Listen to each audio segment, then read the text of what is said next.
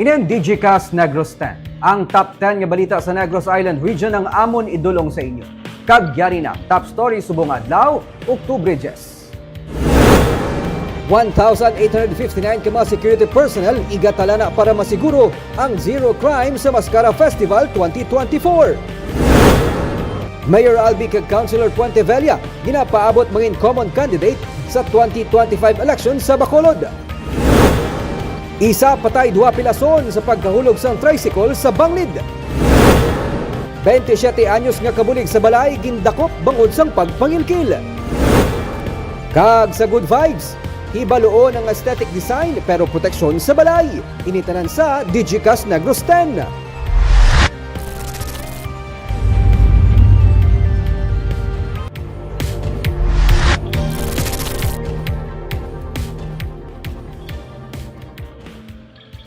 Sa number 10, 15 million pesos nga access road project nga magaangot sa Ivy Ferrer kag Carlos Hilado Highway sa Barangay Villamonte ginapaabot nga maagya na sa madason nga bulan.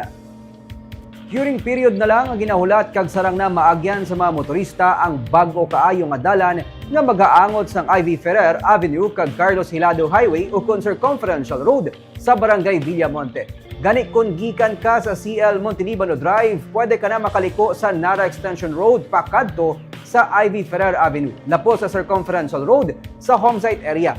Ginsiling ni City Engineers Office OIC Engineer Loben Ceballos, dako ang mabulig sa access road nga ginapaabot mabuksan sa mga motorista sa Nobyembre.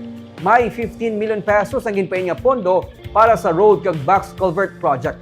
Kabahin ini sa mga road and drainage project nga napunduhan sa idalom sang loan agreement. Nalakip dring dalan pakadto sa sanitary landfill sa Barangay Felisa kag ang Kabug Handumanan Road project na ginapaabot matapos sa bulan sang Pebrero.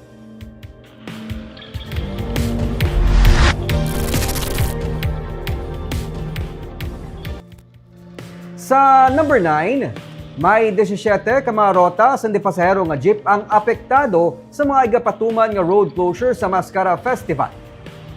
Sa pagbukas ng Mascara Festival 2024 buwas, sugod naman nga temporaryo nga pasaradaan sa Bacolod Traffic Authority Office ang mga dalanon sa palibot sa Bacolod Public Plaza. Alin sa alas 4 sang hapon hasta alas 3 sang kaagahon. Gani apektado ang mga rota sa pasahero nga jeep na lakip dring Bata, Mandalagan, Banago, Shopping Libertad, Eroreco, Fortune Town, Santa Fe, Granada, Homesite, FF Gonzaga, Mansilingan, Alihis, Tangub, Sumag, Punta Taytay, Barangay Singkang Airport, Dunya Juliana, Takuling, kag Barangay Villamonte nga mga rota.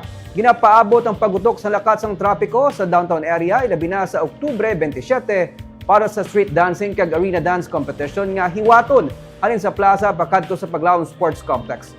Sa mga adlaw, ipatuman ng road closure halin sa Dalan Araneta sa Bacolod Public Plaza sa Sarnay Street. Kag sa Oktubre 25, 26 at 27 naman, apektado gihapon ang mga rota sang Bata, Mandalagan, South Modernized Jeep nga nagabiyahe sa Ayala Malls Capital Central tungod sang road closure sa Lacson Tourism Strip. Sa Oktubre 26, may patuman nga road closure halin sa Burgos kag Circumferential Road hasta sa St. Francis Street nga lagyan sang float parade para sa Mascara Electroica Diva. Ginsiling ni Bitaw Deputy Jose Antonio Robelio, may malapit 300 ka mga traffic personnel ang mag-cancel anay sa ilang day off para magserbe sa month-long celebration. Nagapangabay man siya sa mga motorista, ilabi na sa mga driver kag car owners nga magplano antes magbiyahe agud makalikaw sa ginapaabot pagbutok sa lakas ng trapiko, ilabi na sa mga festival sites. Ang aton closures for those three areas are actually very identical. Ang islanan namon gamay, ang adjust namon gamay is ang ruta, ang closure naton sa tubangan sa aton government center. Lacson, since hindi sa passable by 25, 26, 27, Yes. same lagi hapon, Aguinaldo, Yes, sir. For North. Yes, ang aton Aguinaldo will be going north. Okay. From halin sa may South Capitol Road, and our Gatosla will be heading south, and ang aton San Juan will stay as two-way. So same as Japon, para hindi ma-confuse ang aton pamuluyo, we also issued a no days off sa aton mga traffic enforcers, pero that is on a case-to-case basis.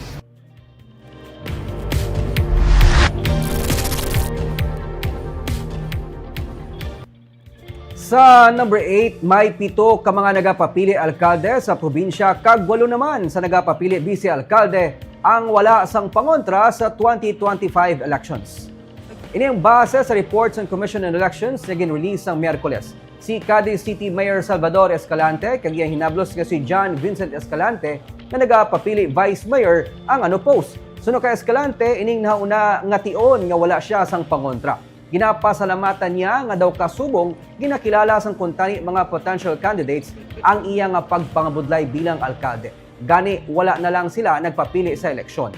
Si Mayor John Paul Alvarez kag iya anak nga si John Paulo Alvarez nga nagapapili bilang vice alkalde ang unopposed man. Sanday Mayor Renato Gustilo, Christopher Carmona sang San Carlos City kag anay Mayor Richard Hoco na nagapapili man alkalde upod kay Maria Luisa de la Cruz bilang Vice Mayor sa Toboso ang unopposed. Yari ang listahan sa mga unopposed mayor kag Vice Mayor.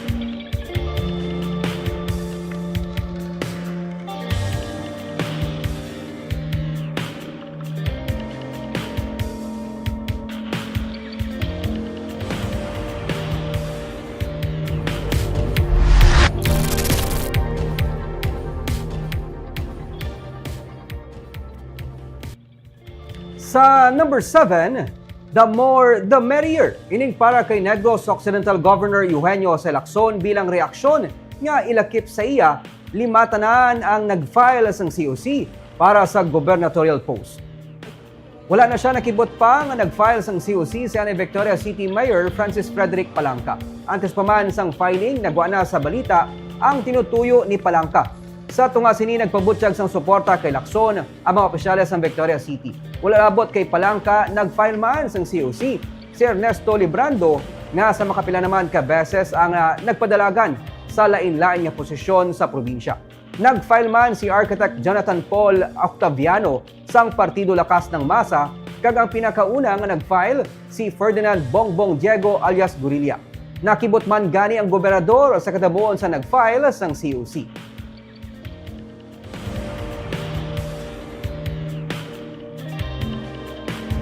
I was surprised na, and then in fact, there was a name there. I think he filed also on the last day. No? What a coincidence, because the night before I was in San Carlos City.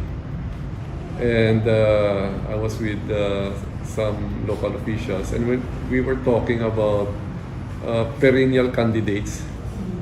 And I saw his name now running for governor. So, I don't know why we talked about him the night before, and now he turns out to run for governor. So yeah, the more the merrier maybe.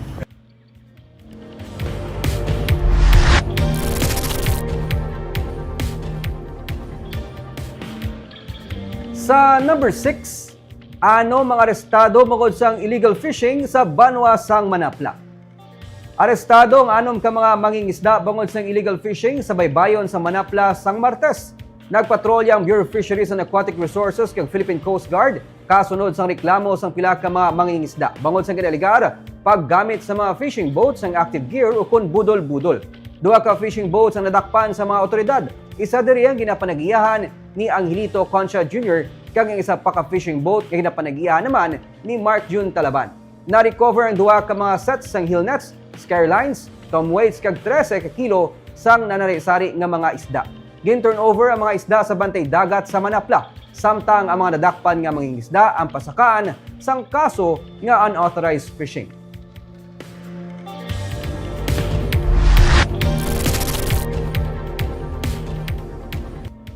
Sa number 5, isa ka 27 anyos nga kabulig sa balay arestado bangod sang pagpangilkil sa iya amo sadto. Arestadong 27 anyos nga si alias Joan sa ginpatigan nga entrapment operation sang kapulisan Martes ang gabi sa isa ka mall sa Barangay Singkang Airport sa Bacolod. Sa report sa Police Station 6, si alias Joan ang kabulig sadto sa isa ka balay sa Bacolod.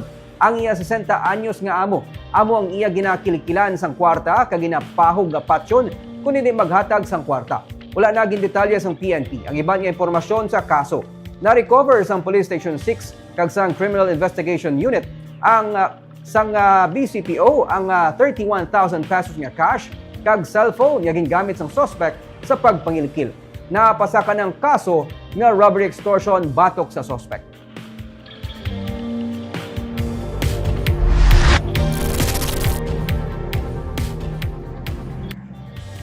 Sa number 4, napulo katuig nga bata patay samtang duwa pagid ka mga menor de edad, pilason matapos mahulog sa banglid ang ginaginasakyan nga tricycle. Martes sang hapon sang nahulog sa banglid sa sitio Peñahon, Barangay Binaotok sa Banwa sang Calatrava ang amo nga tricycle. Sa report sang Calatrava Police Station, ang mga sakay sa tricycle, 3 ka mga menor de edad. Samtang ginkilala naman ang driver sang tricycle nga si Johnny Rel Flores, 35 anyos. Nagadalaga ng tricycle gikan sa Peson Elementary School sang nadulaan sang kontrol ang driver sa daligdigon kag madanlong gadalan rason nga nag-isol ini. Nagbaliskad kag nahulog ang tricycle sa banglid. Naginabanta 15 katapak ang kadalumon. Napatay ang napulo katuig nga bata samtang minor injuries naman ang naangkon sang duwa ka iban pa. Gin-detain ang driver sang tricycle sa Calatrava PNP.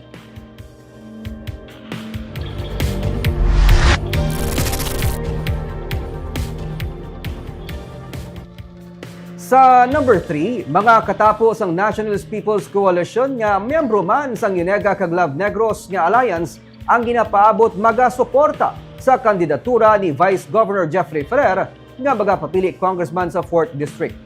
Ini ang sunog kay Negros Occidental Governor Eugenio C. Lacson nga katapo man sang NPC kag miyembro sang Love Negros. Mangin kasumpong ni Ferrer sa congressional race sa 4th District si Engineer Lea Delfinado nga katapos ang NPC kag personal gin-endorse sang mga kuhangko. Pathag ni Lacson, madugay na nga ginakilala sang pamunuan sang NPC ang mga local alliances na naporma sang ilang nga katapo. Ilang nga gina-appreciate ang ini nga mga alliances suno kay Lacson kag ginasuportahan man ang mga panindugan sa mga naporma nga alliances. Karon suno kay Lacson mayara sang split nga matabo. Ang mga yadtong katapos ang NPC sa 4th District nga hindi naman katapos ang local alliance sang Unega kag Love Negros ang ginapaabot magasuporta sa challenger ni Ferrer nga si Delfinado. Damlag pa nagresign na gikan sa partido NPC sanday bago Mayor Nicolas Yulo kag Vice Mayor Ramon Torres bangod sang ilang nga commitment kay Ferrer kay hindi sila tigayon nga makasuporta sa kandidato sang NPC. Samtang ginkakibot man ni Lacson ang pag-file ni anay Vice Governor Genaro Alvarez sang COC sa pagka-mayor sa Kabangkalan City. Damlag pa suno sa iya nakahatag na siya sang commitment kay anay mayor kag anay Governor Isidro Saico sa pagpapili sini bilang mayor sang syudad. Nagalaom si Lacson nga matinguaan pa nila ini plastar lubos man ang ilang nga suporta kay Governor Lacson. Ang sa 4th District, what will happen there is that there will be a split amongst NPC members. NPC members who are also members of the local alliance between Unega and Love Negros are expected to support Vice Governor Jeffrey Ferrer for the position of a congressman. I would like to point out that the national office of NPC knows about our local alliance here in Negros Occidental since 2019. And they appreciate this local alliance that we have forged here in Negros Occidental and supports the stand of the local alliance. So, but not all NPC members in the 4th District are members of the local alliance.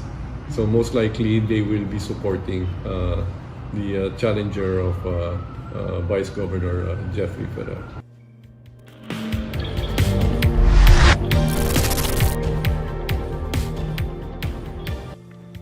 Sa number 2, Mayor Albi Benitez kag Councilor Claudio Puentevella ginapaabot nga mga incumbent candidates ang magtimbang nga political group sa Bacolod sa 2025 elections.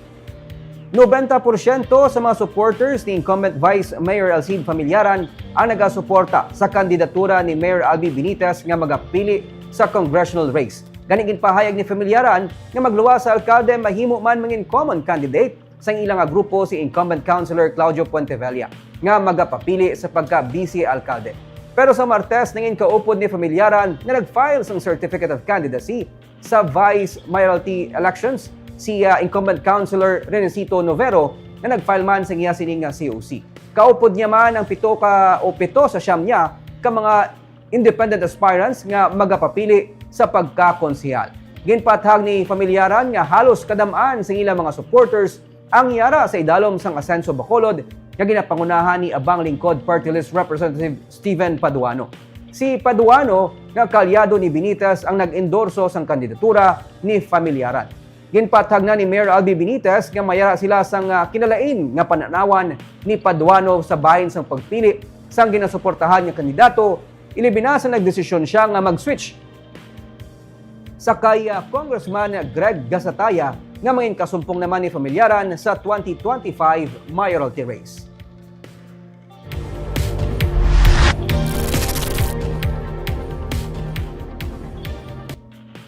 Kag sa numero 1 sa mga balita sa Negros Island Region, may 1,859 ka mga security personnel magabulig pa siguro sang Zero Crime sa Mascara Festival 2024. No permit, no rally, hugot nga ipatuman.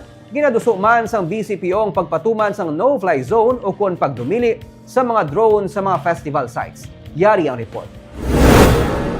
Sinilang hapon, opisyal agin patigayon ang send-off ceremony para sa 1,859 ka mga security personnel na lakip diri mga pulis. Katapos ang Philippine Coast Guard, Bureau of Fire Protection, kagiban pa nga enforcement agency nga magabulig sa kampanya sa Peace and Order sa Mascara Festival 2024 nga magasugod buwas hasta Oktubre 27. Ginpahayag ni BCPO Director Colonel Juresti Coronica nga kasubong sang naandan zero crime ang maging target nila sa tuigan nga kahiwatan. Gani hugot sila nga magabantay sa mga festival sites para mapaiway ang posible pagluntad sang kinagamo kag kriminalidad. Tanan nga personal nato sa BCPO will be fully utilized. No permit, no rally should be implemented. We will be consistent with that policy. Ginsiling ni Coronica nga wala sila sang na-monitor nga pagpamahog pero magapabilin sila nga alerto halin sa strikto nga pagbantay sa mga puerto kag terminal agud indi makasulod pating supply sang illegal nga droga. Ginpahayag ni PRO6 Regional Director Police Brigadier General Jack Wangki nga karon ginaplano man nila nga ipatuman ang no-fly zone uko ng pagdumili sang pagpalupad sang drone sa mga festival sites. Magluwas lang kon otorisado sang Bacolod LGU kag sang BCPO. Hindi kinahanglan ng signal jamming suno sa iya, pero nagahulat sila sang approval gikan sa Regional Office 6 para mapatuman ang gun ban. Wala man so far kita man na monitor, pero sige ang aton monitoring kay that's part of our security preparation. Magluwa sa mga kapulisan, magatala na sang rescue unit sang Bacolod LGU upod sa Bacolod Yuhum Foundation para masiguro ang hiluway nga Mascara Festival celebration.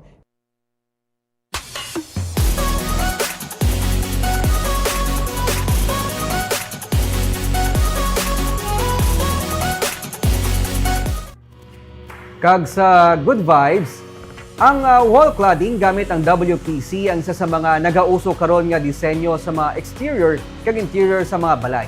Hindi iniabing madali-dali guba bisan mabasa kag mainitan kag wala man ginaanay. Gani nagadamo ang interesado diri.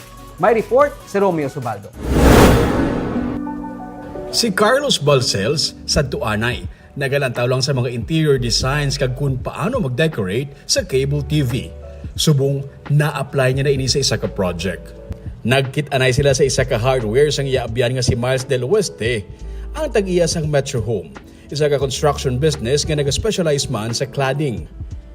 Naplanuhan nila nga magbutang sang accent nga WPC o kung wood plastic composite sa isa sa mga wall para matagaan sa mas matahong nga interior ang structure.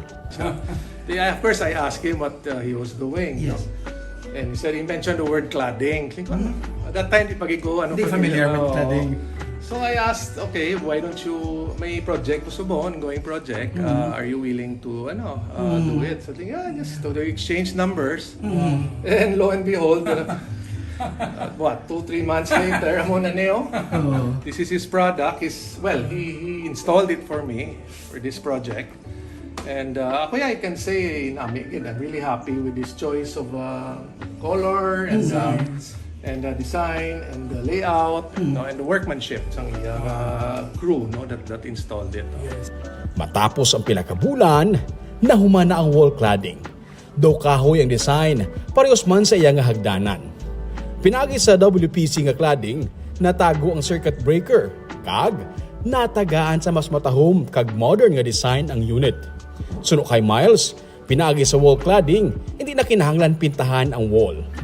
Makahatag pa inisang design sa wall kag water kag fireproof. Hindi pa makaon sang anay, buot silingon pang lifetime. This is lifetime. Mamo lang namin. Lifetime siya. Lifetime na siya. Hindi maano kaon sa anay. Hindi siya makaon sa anay. Amo gina sir ang pinaka-concern Kung sa kahoy, ginatutuod, Oo. maybe it will last many years, but there's still a danger it might be eaten by termites. No? Yes, yes. Mabasa siya, hindi siya magabok din siya. Okay siya bisa basa. Wala. Fireproof. Okay. Fireproof din siya. Fireproof pa siya. Wapo. Termite proof. Waterproof. Ito ang tawag din. As in, pag buta mo, finish na siya eh. Wala na. Wala ka na problema ako. Tapi ka na lang. Oo. Opisina manukon balay nagagamit sang WPC nga wall cladding sa karon. Magluwas abi nga proteksyon ini sa dingding sa mga environmental factors kag weather, dugang ini nga aesthetic exterior finish. Gani si Carlos, dako ang pagpasalamat kay nagkitanay sila ni Miles. Kay natagaan sang katumanan ang sadtuanay, ginalantaw niya lang sa TV. Yeah, everything. I'm glad I bumped into him. Siguro siya ang ito nga point kinakita rin ka mo doon. May purpose na makita na yung kwento. Yes, probably their destiny ang motto, no. I'm really happy that Miles recommended this to me, Yeah. So I really highly recommend. Any cladding requirements, you go to Miles. No? Thank you. Thank you again, Miles. Thank you, Sir Kaloy. Thank you. Thank you. Para sa mga home, office or building construction, renovation man kag wall cladding, i-contact lang ang Metro Home sa ilang Facebook page.